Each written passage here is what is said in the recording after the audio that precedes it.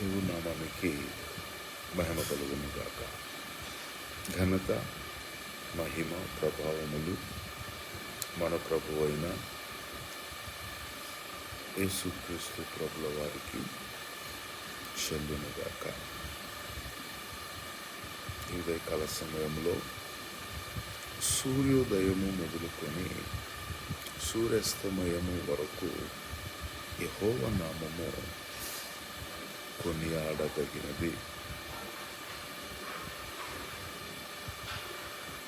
ఆశ్చర్యకరుడు, ఆలోచనకర్త, రుచుడకు తండ్రి, సమాధానాధిపతి అయిన దేవుడు మన బ్రతుకుల్లో నూతన కార్యములు, ఆశ్చర్య కార్యములు జరిగించాలంటే పూర్వము ఆయన చేసిన ఆశ్చర్య కార్యములన్నిటినీ మనము జ్ఞాపకము చేసుకున్న బద్ధులమై ఉన్నాము.